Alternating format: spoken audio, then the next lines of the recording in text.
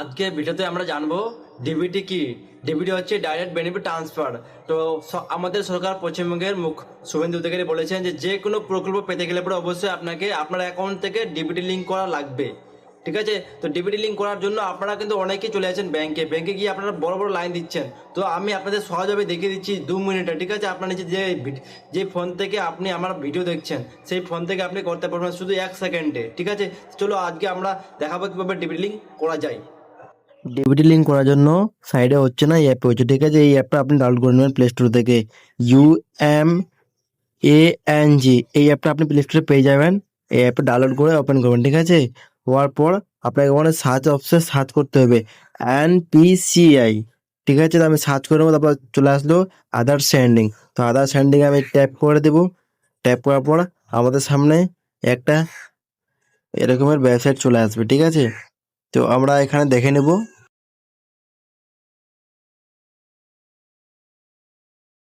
এই যে চলে আসলো। তো আমরা এখানে আদার সেন্ডিং, এই সেন্ডিং এ আমরা ট্যাপ করবো। ঠিক আছে, ট্যাপ করার পর এখানে যার আপনি ডিবিটি লিঙ্ক করতে চান তারই এখানে আধার কার্ড নাম্বার দিতে হবে। ঠিক আছে, 3টা বক্সে 12টা নাম্বার দিতে হবে।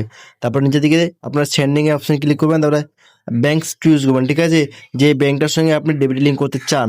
আপনার যদি মনে করেন নাও যে 2 থেকে 3টা ব্যাংক রয়েছে, বা SBI রয়েছে, বা পাঞ্জাব রয়েছে, বা কোটাক মাহিন্দ্রা ব্যাংক রয়েছে, তো আপনি যে কোনো একটার সঙ্গে আপনার ডেবিট লিঙ্ক হবে, সবটার সঙ্গে হবে না কিন্তু। ঠিক আছে, যেটা ডেবিট লিঙ্ক করতে চান সেটা চুজ করে নেবেন। চুজ করার পরে আবারও একটা অপশন চলে আসবে। ঠিক আছে, তো আপনাকে এখানে ফ্রেশ সেন্ডিং এ ট্যাপ করতে হবে। তারপরে এখানে আপনার ব্যাংকের যে অ্যাকাউন্ট নাম্বার রয়েছে সেই ব্যাংক অ্যাকাউন্ট নাম্বার আপনি দেখা দেখে ঠিকভাবে টাইপ করে দেবেন। ঠিক আছে, উপরে অ্যাকাউন্ট নাম্বার নিচে দিকে কনফার্ম অ্যাকাউন্ট নাম্বার, ওটাই সেমই অ্যাকাউন্ট নাম্বার। ঠিক আছে, অ্যাকাউন্ট নাম্বার দেওয়ার পর আপনি ওই ঘরে টিক চিহ্ন করে ক্যাপচারটা ভালো করে দিবেন। ক্যাপচার ভালো করে না দিলে পরে আবার প্লিজ ট্রাই অ্যাগাin হয়ে যাবে, আবার আপনাকে কাজ করতে হবে। তো তা না করে আপনি ভালোভাবে দিয়ে সাবমিট করুন। সাবমিট করার পর কন্টিনিউ করুন। কন্টিনিউ করার পর আপনার কাছে চলে আসবে ওটিপি। তো অবশ্যই ওটিপিটা দিয়ে দিবেন।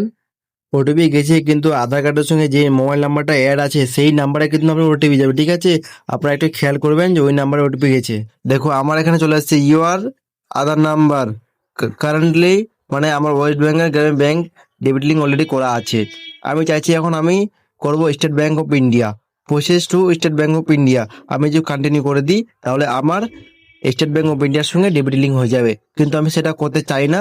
আমার যেটা আছে ওয়েস্ট বেঙ্গল গ্রামীণ ব্যাংক, আমি সেটা রাখতে চাই। আর আমাদের যদি মনে হয় যে আমাদের ডেবিট লিঙ্ক করা আছে, আমরা চেক কিভাবে করবো তো জন্য আমি বলে দিচ্ছি। ঠিক আছে, তো আপনাকে যেতে হবে মাই আদার সাইডে। তো আপনাকে প্রথম ওয়েবসাইটে ক্লিক করতে হবে। ক্লিক করার পর আপনার সামনে এরকমের পেজ চলে আসবে।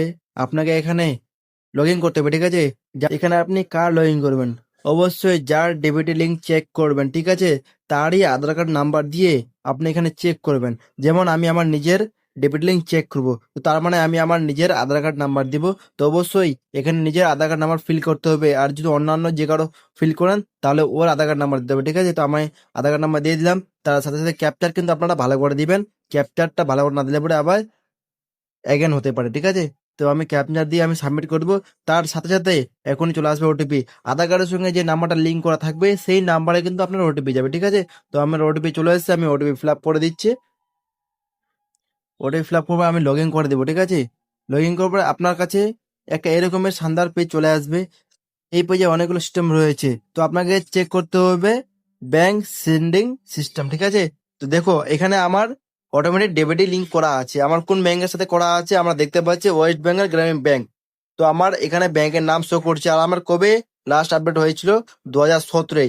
আমার একবার যে আমি ডেবিট লিঙ্ক করেছি, তারপরে আমি আর চেঞ্জ করিনি। তো এইভাবে আপনার সহজভাবেই নিজের ফোন থেকে আপনি চেক করতে পারবেন আপনার নিজের ডিবিটি লিঙ্ক। ঠিক আছে, এই সাইডে শুধু ডিবিটি লিঙ্ক চেক করা হয় না, অনেক অন্যান্য রকমের কাজ করা হয়। যেমন ধরো আপডেট আধার কার্ড। ঠিক আছে, এখান থেকে পিপিসি কার্ডে অর্ডার করা যায়। এখান থেকে আপনার বাবার অ্যাড্রেস বা আপনার বাবার নাম বা আপনার স্বামীর নামও চেঞ্জ করা যায়। ঠিক আছে, তো এই সাইটটা অনেকই গুরুত্বপূর্ণ, আপনারা ক্রমে সেভ করে রাখবে।